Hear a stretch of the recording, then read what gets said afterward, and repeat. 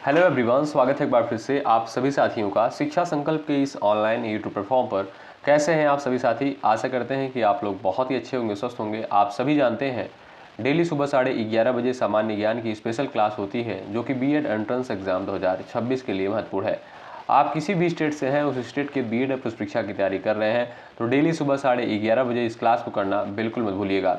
साथियों, यदि आप लोग डेली इन क्लासेस को अटेंड करेंगे आपको कोई समस्या नहीं होगी, हमने आपको कहा था। ठीक है, चलिए शुरुआत करते हैं बिना किसी देरी के। पूरे धैर्य के साथ अंत तक बने रहिएगा।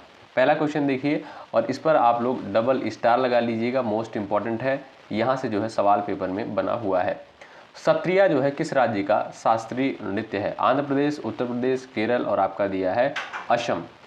तो सबसे पहले दोस्तों बात कर लेते हैं आंध्र प्रदेश का शास्त्रीय नृत्य कौन सा है जो कि बहुत फेमस है। वो है आपका कुचिपुड़ी। पेपर में पूछा गया, ध्यान रखिएगा। कौन सा भाई? कुचिपुड़ी है। ठीक है। उत्तर प्रदेश की बात करें तो यहाँ का साथियों कथक है। ठीक है। केरल की बात करें तो यहाँ का क्या भाई, याद रखिएगा आप लोग, कथकली है। क्या? कथकली है। असम की बात करें तो यहाँ का साथियों आपका सत्रिया है, जो कि आपसे सवाल करता है। ऑप्शन नंबर ए बिल्कुल, यहाँ पर डी बिल्कुल राइट आंसर हो जाएगा। असम का जो है फेमस शास्त्रीय नृत्य है सत्रिया, याद रखिएगा, डी ऑप्शन करेक्ट है। अगला सवाल, अंतरराष्ट्रीय श्रमिक दिवस जो है प्रत्येक वर्ष किस तिथि को मनाया जाता है? क्वेश्चन नंबर सेकंड का उत्तर आप लोग कर सकते हो। चलिएगा, अंतरराष्ट्रीय श्रमिक दिवस साथियों प्रत्येक वर्ष जो है 1 मई को मनाया जाता है। ऑप्शन नंबर बी बिल्कुल राइट आंसर हो जाएगा। साथियों यह दिवस जो है दुनिया भर में मजदूरों के अधिकार और श्रम सम्मान के लिए मनाया जाता है। ठीक है, तो आप लोग ध्यान रखिएगा इस पॉइंट को। अगला सवाल देखें, मिड डे मील योजना जो है उत्तर प्रदेश में कब से लागू की गई? क्वेश्चन नंबर थर्ड दिया है, इसका उत्तर आप लोग करिएगा। मिड डे मील योजना जो है उत्तर प्रदेश में कब से लागू करी गई और इसका उद्देश्य क्या है आप लोग बताइएगा। चलिए, तो यहाँ पर देखेंगे साथियों आपका बी ऑप्शन बिल्कुल राइट आंसर हो जाएगा। उत्तर प्रदेश में जो है मिड डे मील योजना 1995 से जो है लागू करी गई। ऑप्शन नंबर बी आपका यहाँ पर बिल्कुल राइट आंसर हो जाएगा। साथियों मिड डे मील योजना का उद्देश्य जो है विद्यालयों में बच्चों के पोषण स्तर को जो है सुधारना है। ठीक है, तो आप देखेंगे यहाँ पर जो भी साथी जा रहे हैं बी विकल्प पर, वो बिल्कुल यहाँ पर राइट हो जाएंगे। अगला सवाल देखिए, ये रहा क्वेश्चन नंबर 4 है, अंत्योदय अन्न योजना कब लागू की गई थी? बताइए, सभी साथियों का आंसर आना चाहिए यहाँ पर। अंत्योदय अन्न योजना जो है कब लागू करी गई थी? 1990 में, 2000 में, 2002, 2014 आपका दिया है। तो यहाँ पर जो भी साथी जा रहे हैं ऑप्शन नंबर बी पर, वो बिल्कुल राइट हो जाएंगे, सन 2000 में। ठीक है साथियों, अंत्योदय अन्न योजना लागू करी गई थी। आपका यहाँ पर बी ऑप्शन जो दिया है साथियों, यह बिल्कुल आपका राइट आंसर हो जाएगा। ठीक है भाई, चलिए आगे बढ़ते हैं और हम देखेंगे यहाँ पर क्वेश्चन नंबर 5। विशु के नाम से जो है नव वर्ष को किस राज्य में मनाया जाता है? क्वेश्चन नंबर 5 का उत्तर करिएगा आप लोग यहाँ पर। चलिए, विशु के नाम से जो है नव वर्ष किस राज्य में मनाया जाता है बताएं। बिहार, उड़ीसा, कश्मीर और आपका दिया है केरल। सभी साथियों का उत्तर आना चाहिए, बताएं। तो भाई जो भी साथी यहाँ पर जा रहे हैं केरल राज्य पर, वो बिल्कुल राइट हो जाएंगे। साथियों याद रखिएगा, नव वर्ष यानी विशु जो है, विशु के नाम से जो है नव वर्ष किस राज्य में मनाते हैं? तो केरल राज्य में मनाया जाता है। आपका डी विकल्प जो दिया है इस क्वेश्चन का बिल्कुल सही उत्तर होगा। अगला सवाल, निम्नलिखित में से जो है किस मगध सम्राट ने अंग को अपने साम्राज्य में मिला लिया था? क्वेश्चन नंबर 6 का उत्तर दीजिए। अजातशत्रु, बिंबिसार, उदयन, महापद्मनंद। क्वेश्चन नंबर 6 का उत्तर आप लोग बताइएगा। चलिए, निम्नलिखित में से किस मगध सम्राट ने जो है अंग को अपने साम्राज्य में मिला लिया था? तो बिंबिसार ने, याद रखिएगा, आपका बी ऑप्शन करेक्ट है। चलिए आगे बढ़ते हैं और क्वेश्चन नंबर यहाँ पर 7वां है, हड़प्पा कालीन स्थल लोथल जो है कहाँ पर स्थित था? क्वेश्चन नंबर 7 का उत्तर आप लोग बताइए। गुजरात में, राजस्थान में, मध्य प्रदेश में, उत्तर प्रदेश में। क्वेश्चन नंबर 7 का यहाँ पर कौन सा उत्तर आपका सही हो जाएगा बताएं। गुजरात, राजस्थान, मध्य प्रदेश और आपका दिया है उत्तर प्रदेश। तो साथियों ये जो आपका लोथल स्थित था, ये आपका गुजरात राज्य में स्थित था। आपका ए ऑप्शन जो है बिल्कुल राइट आंसर हो जाएगा। ठीक है, लोथल साथियों ये जो है हड़प्पा सभ्यता का एक प्रमुख वाणिज्यिक बंदरगाह शहर था। ठीक है, तो भाई ये कहाँ पर स्थित था? आपका गुजरात राज्य में। ए ऑप्शन बिल्कुल सही उत्तर हो जाएगा, ध्यान रखें आप लोग। अगला सवाल देखिए, ये रहा, मूल संविधान में कुल कितनी अनुसूचियां थी बताइए। क्वेश्चन नंबर यहाँ पर 8वां दिया है, इसका उत्तर आप सभी का जो है आना चाहिए, बताएं। चलिए भाई, सही उत्तर क्या हो जाएगा बताएं। मूल संविधान में आप देखेंगे साथियों 8 अनुसूचियां थी। क्वेश्चन नंबर आपका यहाँ पर 8वें का ऑप्शन नंबर 3 बिल्कुल राइट हो जाएगा। वर्तमान समय में आप देखेंगे 12 अनुसूचियां हैं, ठीक है। ऑप्शन नंबर 3 वाले दोस्त यहाँ पर बिल्कुल राइट आंसर हो जाएगा उनका। और साथियों भारतीय संविधान को जो है कब अपनाया गया था? 26 नवंबर 1949 को। कब? 26 नवंबर 1949 को भारतीय संविधान को अपनाया गया था। और 26 नवंबर को ही जो है संविधान दिवस के रूप में भी मनाते हैं। इस पॉइंट को भी आप लोग ध्यान रखें। अगला सवाल, बाबर का शासनकाल जो है कब से कब तक था? क्वेश्चन नंबर 9 दिया है, इसका उत्तर आप लोग करिएगा। चलिए, सही आंसर क्या हो जाएगा सभी साथी बताएं, आपका राइट आंसर क्या हो जाएगा बताइए। यहाँ पर जो भी साथी जा रहे हैं 1526 से 1530 तक, वो बिल्कुल राइट हो जाएंगे। ऑप्शन नंबर ए जो दिया है बिल्कुल राइट आंसर हो जाएगा। बाबर का जो शासनकाल था 1526 से जो है 1530 तक जो है इसका शासनकाल था, ठीक है भाई। आगे बढ़ते हैं, क्वेश्चन नंबर 10वां देखिएगा। किस आंग्ल मैसूर युद्ध और कौन से वर्ष में जो है टीपू सुल्तान की हत्या हुई थी? क्वेश्चन नंबर 10 का उत्तर बताइए। चलिएगा, किस आंग्ल मैसूर युद्ध और कौन से वर्ष में टीपू सुल्तान की जो है हत्या हुई थी?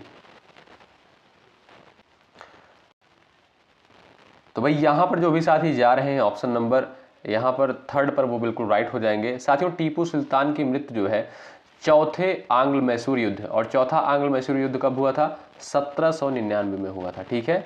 इसमें जो है चौथे आंग्ल मैसूर युद्ध में जो है इसी के दौरान टीपू की जो है टीपू सुल्तान की हत्या हुई थी। आपका यहाँ पर जो थर्ड ऑप्शन दिया है इस क्वेश्चन का राइट आंसर होगा। अगला सवाल, निम्नलिखित में से जो है किसके द्वारा 1828 में ब्रह्म समाज की स्थापना करी गई थी? क्वेश्चन नंबर 11 का उत्तर बताइए। चलिए, यहाँ पर आपका राइट आंसर क्या हो जाएगा बताएं। ब्रह्म समाज की स्थापना जो है किसके द्वारा करी गई थी? याद रखें, राजा राम मोहन राय के द्वारा जो है ब्रह्म समाज की स्थापना करी गई थी। ए ऑप्शन बिल्कुल राइट आंसर हो जाएगा। साथियों याद रखिएगा, इसका उद्देश्य क्या था, यानी ब्रह्म समाज का उद्देश्य क्या था? अंधविश्वास, मूर्ति पूजा और सामाजिक कुरीतियों का जो है उन्मूलन करना, ठीक है। तो यहाँ पर भाई जो भी साथी ए विकल्प पर गए हैं वो बिल्कुल राइट हो जाएंगे। ब्रह्म समाज की स्थापना 1828 में करी गई थी। किसके द्वारा? राजा राम मोहन राय जी के द्वारा जो है करी गई थी।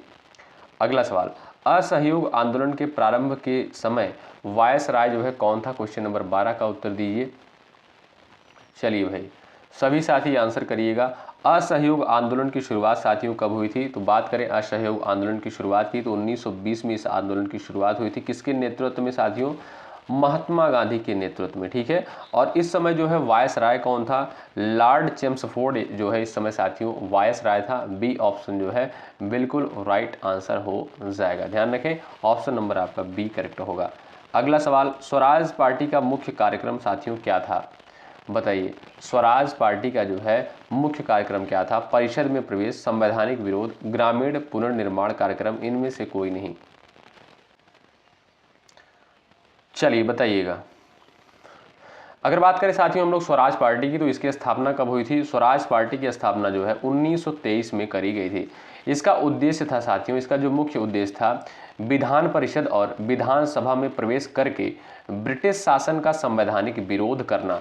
तो आपका यहाँ पर जो राइट आंसर हो जाएगा परिषद में प्रवेश, ये आपका बिल्कुल सटीक आंसर हो जाएगा, ठीक है भाई। यानी स्वराज पार्टी की जो स्थापना हुई थी साथियों 1923 में हुई थी, और इसका जो मुख्य उद्देश्य था विधान परिषद और विधानसभा में प्रवेश करके ब्रिटिश शासन का जो है संवैधानिक विरोध करना, ठीक है। तो यहाँ पर आपका सही उत्तर हो जाएगा परिषद में प्रवेश। ए ऑप्शन राइट है। पहला राष्ट्रीय आंदोलन जो है कौन सा था जिसमें महिलाओं की भागीदारी वास्तव में बहुत उल्लेखनीय थी? क्वेश्चन नंबर 14 का उत्तर बताइए। चलिए, पहला राष्ट्रीय आंदोलन जो है कौन सा था जिसमें महिलाओं की भागीदारी वास्तव में बहुत उल्लेखनीय थी? दांडी मार्च है, गोलमेज सम्मेलन का दूसरा दौर है, भारत छोड़ो आंदोलन, गोलमेज सम्मेलन का तीसरा दौर। ऑप्शन नंबर आप देखेंगे साथियों वो है आपका भारत छोड़ो आंदोलन। ऑप्शन नंबर 3 बिल्कुल राइट आंसर हो जाएगा। और आप जानते होंगे साथियों भारत छोड़ो आंदोलन की शुरुआत जो है 1942 में करी गई थी। कब? 1942 में करी गई थी। किसके नेतृत्व में? महात्मा गांधी के नेतृत्व में जो है करी गई थी, ठीक है। तो आप देखेंगे ऑप्शन नंबर 3 बिल्कुल राइट आंसर हो जाएगा। अगला सवाल यहाँ पर देखिएगा, निम्नलिखित में से जो है कौन सी पुस्तक राजेंद्र प्रसाद के द्वारा लिखी गई है? क्वेश्चन नंबर यहाँ पर 15 दिया है, इसका उत्तर आप लोग करिएगा। इसका सही आंसर क्या हो जाएगा बताएं। यहाँ पर साथियों देखिएगा 4 पुस्तकें दी गई हैं, ठीक है। तो ये सारी पुस्तकें जो है महत्वपूर्ण है। सबसे पहले बात करते हैं एन ऑटोबायोग्राफी टूवर्ड्स फ्रीडम, ये जो है किसके द्वारा लिखी गई है, तो आप लोग ध्यान रखिएगा ये जो है जवाहरलाल नेहरू के द्वारा लिखी गई, ठीक है। ग्लिम्पसेस ऑफ वर्ल्ड हिस्ट्री, ये भी जो है जवाहरलाल नेहरू के द्वारा लिखी गई है। और द डिस्कवरी ऑफ इंडिया, ये भी जो है पंडित जवाहरलाल नेहरू के द्वारा लिखी गई है, ठीक है। और इंडिया डिवाइडेड जो है साथियों, ये आपका राजेंद्र प्रसाद जी के द्वारा लिखी गई पुस्तक है। तो आपका देखेंगे यहाँ पर जो डी ऑप्शन दिया है यही आपका बिल्कुल सही उत्तर होगा। अगला सवाल, जब गांधी जी ने जो है करो या मरो का नारा दिया था उस समय जो है भारत का वायसराय कौन था? क्वेश्चन नंबर 16 दिया है, इसका उत्तर आप लोग करिएगा। चलिए यहाँ पर आपका सही आंसर क्या हो जाएगा बताएं। जब गांधी जी ने जो है करो या मरो का नारा दिया था उस समय भारत का वायसराय कौन था? लॉर्ड रीडिंग है, लॉर्ड लिनथिगो है, लॉर्ड विलिंगडन है, लॉर्ड वेवेल है। आपका इस क्वेश्चन का राइट आंसर बताएं, सही उत्तर क्या हो जाएगा। तो भाई जो भी साथी बता रहे हैं यहाँ पर लॉर्ड लिनथिगो, वो बिल्कुल राइट हो जाएंगे। ऑप्शन नंबर बी यहाँ पर बिल्कुल करेक्ट आंसर हो जाएगा, ठीक है साथियों। और करो या मरो का नारा जो है महात्मा गांधी के द्वारा कब दिया गया था? तो भारत छोड़ो आंदोलन के दौरान, यानी भारत छोड़ो आंदोलन के दौरान जो है यह नारा दिया गया था, ठीक है। आप लोग ध्यान रखिएगा। और भारत छोड़ो आंदोलन की शुरुआत साथियों कब हुई थी? 1942 को हुई थी, ठीक है। तो भाई सही उत्तर आपका क्या हो जाएगा? लॉर्ड लिनथिगो, ऑप्शन नंबर बी जो है बिल्कुल सही उत्तर है। निम्नलिखित में से किस ग्रह को जो है पीला ग्रह कहा जाता है बताइए। चलिए सही उत्तर छापिएगा। निम्नलिखित में से किस ग्रह को पीला ग्रह कहा जाता है? अरुण है, पृथ्वी है, मंगल है और आपका दिया है शुक्र। इसका सही उत्तर क्या हो जाएगा? सभी साथियों का उत्तर यहाँ पर आना चाहिए। चलिए तो देखिए साथियों, यहाँ पर जो आपका शुक्र दिया है इसे पीला ग्रह भी कहते हैं, ठीक है। इसे चमकीला भी, यानी सबसे चमकीला ग्रह भी इसे कहा जाता है, ठीक है। और इसे साथियों भोर का तारा भी कहते हैं, इसे सांझ का तारा भी कहा जाता है, ठीक है। इन सारे पॉइंट्स को आप लोग याद रखिएगा, बड़ा ही इंपॉर्टेंट सवाल पेपर में बनता है, ठीक है। तो आप देखेंगे यहाँ पर जो डी ऑप्शन है करेक्ट हो जाएगा। मंगल को साथियों क्या कहते हैं? इसे लाल ग्रह कहा जाता है। पृथ्वी को क्या कहते हैं साथियों? इसे जो है नीला ग्रह कहा जाता है, ठीक है। चलिए अगला सवाल देखिएगा, 180 अंश देशांतर को जो है क्या कहा जाता है बताइए। सभी लोग आंसर दे दीजिएगा, राइट आंसर आपका क्या हो जाएगा। तो सही उत्तर हो जाएगा आपका अंतरराष्ट्रीय तिथि रेखा। ऑप्शन नंबर बी बिल्कुल यहाँ पर राइट आंसर हो जाएगा। ध्यान रखें, ऑप्शन नंबर बी जो है बिल्कुल सही उत्तर हो जाएगा। अगला सवाल ये देखिएगा, यहाँ पर दिया है एक ठंडी और शुष्क पवन इसमें से कौन सी है? हरिकेन है, बवंडर है, चक्रवात है, बोरा है, बताइए। क्वेश्चन नंबर 19 का राइट आंसर आप लोग बता दीजिएगा। यहाँ पर सही उत्तर क्या हो जाएगा यहाँ पर साथियों। तो आप देखेंगे यहाँ पर जो एक ठंडी और शुष्क पवन है उसका नाम क्या है साथियों? बोरा है। आपका डी ऑप्शन जो है ये आपका बिल्कुल राइट आंसर हो जाएगा, ठीक है साथियों। अगला सवाल ये रहा, दिन में जो है समुद्री जल का लयबद्ध रूप से उतार चढ़ाव होना क्या कहलाता है बताइए। क्वेश्चन नंबर 20 दिया है, इसका उत्तर आप लोग कर सकते हो। दिन में जो है समुद्री जल का लयबद्ध रूप से उतार चढ़ाव होना क्या कहलाता है? तो इसे साथियों क्या बोलते हैं? ज्वार भाटा बोलते हैं। आपका डी ऑप्शन जो है बिल्कुल राइट आंसर हो जाएगा। यहाँ पर जो भी साथी डी विकल्प पर जा रहे हैं वो भाई बिल्कुल राइट है। भाई पूरे धैर्य के साथ आप लोग अंत तक बन रहिएगा। निम्नलिखित में से जो है कौन सा दुनिया का सबसे लंबा जल डमरू मध्य है? क्वेश्चन नंबर 21 का आंसर बताइए। चलिए, निम्नलिखित में से कौन सा दुनिया का सबसे लंबा जल डमरू मध्य है? सभी साथियों का उत्तर आना चाहिए। सभी साथी यहाँ पर आंसर देने का प्रयास करें। तो भाई यहाँ पर जो भी साथी जा रहे हैं मलक्का जल डमरू मध्य पर, कौन से? मलक्का जल डमरू मध्य पर, वो बिल्कुल यहाँ पर राइट हो जाएंगे, ठीक है। आपका ए ऑप्शन जो है बिल्कुल सही उत्तर होगा। अगला सवाल ये देखिए, गुरु खासी पर्वत श्रृंखला जो है किस भारतीय राज्य में स्थित है? क्वेश्चन नंबर 22 का उत्तर बताइए। चलिए सही उत्तर क्या आंसर दीजिएगा। गुरु खासी पर्वत श्रृंखला किस भारतीय राज्य में स्थित है? मिजोरम में है, मेघालय में है, सिक्किम में है और आपका दिया है यहाँ पर उड़ीसा। 4 विकल्प आपके सामने दिए गए हैं। यहाँ पर आपका सही उत्तर क्या है आप लोग बता सकते हो। तो भाई जो भी साथी गए हैं यहाँ पर मिजोरम पर वो बिल्कुल राइट है, ए ऑप्शन बिल्कुल सही होगा। अगला सवाल, अलकनंदा और पिंडर नदी का संगम जो है कहाँ पर होता है बताएं। चलिए, अलकनंदा और पिंडर नदी का संगम कहाँ पर होता है? कर्णप्रयाग, रुद्रप्रयाग, देवप्रयाग और आपका दिया है विष्णुप्रयाग। आपका सही उत्तर क्या है बताएं।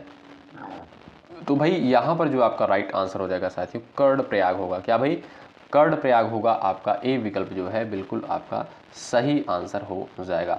मूसी और भीमा जो है किस नदी की सहायक नदियां हैं बताइए। चलिए क्वेश्चन नंबर आपका दिया है 24, इसका उत्तर आप लोग कर सकते हो। मूसी और भीमा किस नदी की सहायक नदियां हैं? कावेरी की है, महानदी की है, कृष्णा की है या आपका यमुना दिया है। तो साथियों ये जो मूसी और भीमा है ये आपकी कृष्णा नदी की सहायक नदियाँ हैं। किसकी? कृष्णा नदी की सहायक नदी है। आपका जो थर्ड विकल्प दिया है इस क्वेश्चन का यही आपका बिल्कुल सही हो जाएगा। चंबल जो है निम्नलिखित में से किस नदी की सहायक नदी है? क्वेश्चन नंबर 25 का उत्तर आप लोग कर सकते हो। चलिए, चंबल जो है किसकी सहायक नदी है? यहाँ पर आपका राइट आंसर क्या हो जाएगा? ब्रह्मपुत्र है, नर्मदा है, यमुना है और आपका दिया है गंगा। तो जो यहाँ पर यमुना दिया है साथियों यही आपका सही हो जाएगा। चंबल जो है ये आपका यमुना की सहायक नदी है। ऑप्शन नंबर थर्ड वाले दोस्त यहाँ पर बिल्कुल राइट है। अगला सवाल, बांदा, सोनभद्र और मिर्जापुर जिले में कौन सा खनिज पाया जाता है? 26 का उत्तर बताइए। चलिए क्वेश्चन नंबर 26 दिया है, इसका उत्तर आप लोग कर सकते हो फटाफट भाई। बांदा, सोनभद्र और मिर्जापुर जिले में कौन सा खनिज पाया जाता है? चांदी, डोलोमाइट है, मैग्नीज है और आपका दिया है लोहा। यहाँ पर आंसर आपका आना चाहिए भाई। और ये सभी सवाल साथियों परीक्षाओं में पूछे गए, ध्यान रखना इम्पॉर्टेंट है, ठीक है। तो आप देखेंगे यहाँ पर जो आपका डोलोमाइट दिया है, डोलोमाइट, ये आपका बिल्कुल बी ऑप्शन करेक्ट हो जाएगा। ये आपका बांदा, सोनभद्र, मिर्जापुर जिले में जो है ये आपका पाया जाता है। ऑप्शन नंबर बी आप देखेंगे बिल्कुल सही आंसर हो जाएगा। स्वतंत्रता का अधिकार जो है कौन से अनुच्छेद से संबंधित है बताइए। स्वतंत्रता का अधिकार जो है किस आर्टिकल से संबंधित है? क्वेश्चन नंबर यहाँ पर 27 दिया है, बताएं। चलिए तो आप देखेंगे जो आपका सही उत्तर हो जाएगा वो हो जाएगा अनुच्छेद 19। ऑप्शन नंबर आपका थर्ड बिल्कुल राइट आंसर हो जाएगा। साथियों यह जो है नागरिकों को विचार, अभिव्यक्ति, सभा, संगठन और आंदोलन का अधिकार देता है, अनुच्छेद 19, ठीक है। तो आपका जो सही उत्तर हो जाएगा ऑप्शन नंबर थर्ड बिल्कुल करेक्ट है। एक बार भाई सभी लोग सेशन को शेयर कर दें और लाइक की संख्या बढ़ा दें। मौलिक अधिकारों के विचार को जो है किस देश से लिया गया है? 28 का सवाल बताइए, यहाँ पर आंसर दीजिएगा। दक्षिण अफ्रीका, चीन, अमेरिका, पाकिस्तान। तो दक्षिण अफ्रीका से साथियों याद रखिएगा। अगर आपसे पूछे संविधान संशोधन की प्रक्रिया किस देश के संविधान से ली गई है, इंपॉर्टेंट सवाल पेपर में पूछा गया है, तो ये आपका दक्षिण अफ्रीका के संविधान से लिया गया है। मौलिक अधिकार कहाँ से लिया गया? ये आपका अमेरिका से लिया गया। ऑप्शन नंबर थर्ड बिल्कुल सही उत्तर है। निम्नलिखित में से कौन सी समिति जो है मौलिक कर्तव्य से संबंधित है? क्वेश्चन नंबर 29 दिया है, उत्तर दे सकते हो आप लोग। कौन सी समिति जो है मौलिक कर्तव्य से संबंधित है? आपका आंसर क्या है बताएं। चलिए तो आप सभी साथियों को पता होगा जो है स्वर्ण सिंह समिति ने जो है मौलिक कर्तव्यों को संविधान में जोड़ने की सिफारिश की थी। तो आपका जो सही उत्तर हो जाएगा यहाँ पर स्वर्ण सिंह समिति, ऑप्शन नंबर थर्ड बिल्कुल करेक्ट हो जाएगा, ठीक है। साथियों मौलिक कर्तव्य जो है आपका किस अनुच्छेद में रखा गया है? अनुच्छेद 51A के तहत इसको रखा गया है भारतीय संविधान में। और मौलिक कर्तव्य की संख्या वर्तमान समय में आप देखेंगे 11 मौलिक कर्तव्य है, ठीक है। तो आपका थर्ड ऑप्शन राइट है, ध्यान रखें। राज्य के नीति निर्देशक तत्व का प्रावधान जो है किस देश के संविधान से लिया गया है? क्वेश्चन नंबर 30 आपका दिया है, उत्तर दे सकते हो। राज्य के नीति निर्देशक तत्व का प्रावधान कहाँ से लिया गया है? ये आपका आयरलैंड के संविधान से लिया गया है। इसका उल्लेख देखेंगे साथियों भाग 4 में देखने को आपको मिलता है भारतीय संविधान में राज्य के नीति निर्देशक तत्वों का। अनुच्छेद देखेंगे तो 36 से 51 के तहत इसको रखा गया है। ठीक है, ऑप्शन नंबर थर्ड बिल्कुल राइट हो जाएगा। ये आपका कहाँ से लिया गया है? आयरलैंड के संविधान से। भारतीय संविधान का अनुच्छेद जो 360 है साथियों, ये आपका किससे संबंधित है? आप लोग आंसर दीजिएगा। अनुच्छेद 360, तो ये आप देखेंगे ये आपका जो है वित्तीय आपातकाल से संबंधित है। राष्ट्रीय आपातकाल जो है ये आपका 352 में है, अनुच्छेद 352 में, और आपका राष्ट्रपति शासन जो है ये आपका 356 में है। ठीक है, वित्तीय आपातकाल जो है ये आपका जो है 360 में है। ऑप्शन नंबर आप देखेंगे सेकंड करेक्ट है। अगला सवाल, संसद के दोनों सदनों की संयुक्त बैठक की अध्यक्षता जो है कौन करता है? ये आपका क्वेश्चन नंबर 32 है, बताइए। चलिए भाई, संसद के दोनों सदनों की संयुक्त बैठक की अध्यक्षता कौन करता है? एक बार सभी साथी यहाँ पर आंसर दे सकते हो। आपका जो सही उत्तर हो जाएगा भाई, क्या हो जाएगा? लोकसभा अध्यक्ष। ऑप्शन नंबर थर्ड करेक्ट हो जाएगा। संसद के 2 सदन हैं, आप जानते होंगे। अगर आपसे संसद का सदन पूछे तो आप कहिएगा 2 सदन है, लोकसभा राज्यसभा। अगर आपसे पूछे संसद के कितने अंग हैं तब आप कहिएगा 3, लोकसभा, राज्यसभा और राष्ट्रपति। ठीक है, ये दोनों क्वेश्चन में डिफरेंस है, पूछता है पेपर में, तो आप लोग ध्यान रखिएगा। ठीक, तो भाई संयुक्त बैठक की अध्यक्षता किसके द्वारा करी जाती है? लोकसभा अध्यक्ष के द्वारा। अगला सवाल, लोकसभा में जो है कितने सदस्यों द्वारा अविश्वास प्रस्ताव समर्थित होना चाहिए? बताएं। क्वेश्चन नंबर 33 दिया है, यहाँ पर आपका आंसर आना चाहिए। आंसर दीजिएगा, लोकसभा में कितने सदस्यों द्वारा अविश्वास प्रस्ताव समर्थित होना चाहिए? चलिएगा, आपका सही उत्तर क्या हो जाएगा बताएं आप लोग। तो भाई आपका देखेंगे यहाँ पर जो आपका साथियों दिया है, यहाँ पर ए ऑप्शन दिया है 50 सदस्य, ये बिल्कुल आपका राइट आंसर होगा। चुनाव आयोग के प्रमुख की नियुक्ति जो है किसके द्वारा की जाती है? बताइए। चुनाव आयोग की प्रमुख की नियुक्ति जो है किसके द्वारा की जाती है? पता होना चाहिए आपको। 34 का राइट आंसर क्या हो जाएगा? तो भारत के राष्ट्रपति के द्वारा जो है आपका राइट आंसर, बिल्कुल राइट आंसर हो जाएगा। चुनाव आयोग की प्रमुख की नियुक्ति करी जाती है। अभिज्ञान शाकुंतलम जो है किसकी रचना है? अभिज्ञान शाकुंतलम साथियों ये आपका कालिदास की है। ऑप्शन नंबर आप देखेंगे जो बी दिया है बिल्कुल राइट आंसर हो जाएगा। अगला सवाल ये रहा, उत्तर प्रदेश का जो राजकीय पुष्प है सबको पता होना चाहिए भाई।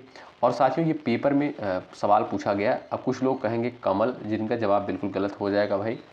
पलाश है। क्या साथियों? पलाश जो है उत्तर प्रदेश का राजकीय पुष्प है। ऑप्शन नंबर थर्ड करेक्ट है। गोदान किसकी रचना है? गोदान, गबन, कर्मभूमि, आप सभी को पता होगा। ये सभी रचनाएं किसकी हैं? ये सभी रचनाएं जो है मुंशी प्रेमचंद जी की हैं। ऑप्शन नंबर बी देखेंगे बिल्कुल आपका सही होगा। अगला सवाल, उत्तर प्रदेश में जो है पहला बायोटेक पार्क जो है कहाँ स्थापित किया गया है? उत्तर प्रदेश में जो है पहला बायोटेक पार्क जो है लखनऊ में। कहाँ पर साथियों? लखनऊ में स्थापित किया गया है। ये रहा अगला सवाल, भारत में जो है किस पंचवर्षीय योजना के अंतर्गत नीली क्रांति का आरंभ किया गया था? नीली क्रांति का आरंभ जो है किस पंचवर्षीय योजना के तहत किया गया था? तो 8वीं पंचवर्षीय योजना के तहत। ऑप्शन नंबर आप देखेंगे थर्ड बिल्कुल राइट। साथियों यहाँ पर 8वीं की जगह आप लोग कर लीजिएगा 7वीं। ठीक है, आपका जो बी ऑप्शन है ये आपका राइट हो जाएगा। ठीक है भाई, बी ऑप्शन करेक्ट हो जाएगा। भारत में किस पंचवर्षीय योजना के अंतर्गत नीली क्रांति का आरंभ किया गया था? तो 7वीं पंचवर्षीय योजना के तहत। ठीक है, नीली क्रांति साथियों किससे संबंधित है? मत्स्य पालन, दुग्ध उत्पादन, तिलहन और आपका दिया उनमें से कोई नहीं। तो नीली क्रांति आप सभी को पता होगा ये आपका मत्स्य पालन से संबंधित है। ए विकल्प वाले दोस्त यहाँ पर बिल्कुल राइट हो जाएंगे। ठीक है, अगला सवाल ये रहा, भारत में जो है संविधान में पंचवर्षीय योजना की अवधारणा किस देश के संविधान से ली गई है? रूस के संविधान से, इंग्लैंड, संयुक्त राज्य अमेरिका, जर्मनी। तो आप देखेंगे जर्मनी से जो है आपातकालीन उपबंध जो है यहाँ से लिया गया, यानी जो आपात संबंधित व्यवस्था है ये आपका जर्मनी से लिया गया है। अमेरिका से आप देखेंगे तो यहाँ से मौलिक अधिकार लिया गया है। इंग्लैंड से आप देखेंगे तो यहाँ से संसद संबंधित व्यवस्था ली गई है। और रूस के संविधान से आपका जो है पंचवर्षीय योजना। ए ऑप्शन बिल्कुल सही उत्तर है। कौन सा बल जो है वायु के माध्यम से एक विमान चलाता है? बताइए। यहाँ पर आपका सही उत्तर क्या हो जाएगा? 42 का उत्तर दे सकते हो। तो साथियों वो है आपका प्रणोदक बल। ऑप्शन नंबर बी बिल्कुल राइट आंसर हो जाएगा। ठीक है भाई, प्रणोदक बल यानी थ्रस्ट फोर्स जो होता है ये विमान को जो है आगे बढ़ाने का मुख्य बल होता है। ठीक है, आपका ए ऑप्शन बिल्कुल राइट आंसर हो जाएगा। कारों में सुरक्षा के लिए जो है उपयोग किया जाने वाला एयर बैग जो है उसमें क्या होता है बताइएगा। तो उसमें साथियों आपका सोडियम कार्बोनेट है और सोडियम एजॉइड है, सोडियम नाइट्रेट है, सोडियम पेरोक्साइड है। आपका सही उत्तर क्या है बताएं। तो भाई यहाँ पर आपका जो सही उत्तर हो जाएगा सोडियम एजॉइड वाले बिल्कुल राइट हो जाएंगे। ऑप्शन नंबर आपका जो सेकंड दिया है यही आपका बिल्कुल सही उत्तर होगा। अगला सवाल, निम्नलिखित में से किस मास्टर ग्रंथि के रूप में जाना जाता है, यानी किसे जो है मास्टर ग्रंथि के रूप में जानते हैं बताइए। तो वो है साथियों आपका क्या, पीयूष ग्रंथि को जो है मास्टर ग्रंथि के रूप में जानते हैं। ए ऑप्शन राइट है। संविधान सभा के जो है अस्थायी अध्यक्ष का नाम आप लोग बता दीजिए। अस्थायी अध्यक्ष कौन थे? तो डॉक्टर सच्चिदानंद सिन्हा जो थे साथियों ये संविधान सभा के अस्थायी अध्यक्ष थे। बी ऑप्शन वाले साथी यहाँ पर बिल्कुल राइट होंगे। समानता का अधिकार जो है किस अनुच्छेद में है? समानता का अधिकार किस आर्टिकल में बताइएगा।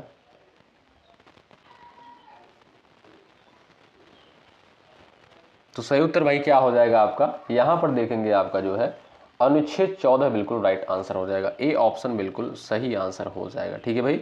अगला सवाल देखिए, वर्तमान में जो है संविधान में कुल कितने भाग हैं? संविधान में कुल कितने भाग हैं वर्तमान में? तो आप देखेंगे साथियों 25 भाग हैं। कितने हैं? 25 भाग हैं। आपका जो थर्ड ऑप्शन दिया है इस क्वेश्चन का बिल्कुल सही उत्तर है। अगला सवाल, तुम मुझे खून दो मैं तुम्हें आज़ादी दूंगा, ये नारा जो है साथियों किसके द्वारा दिया गया था?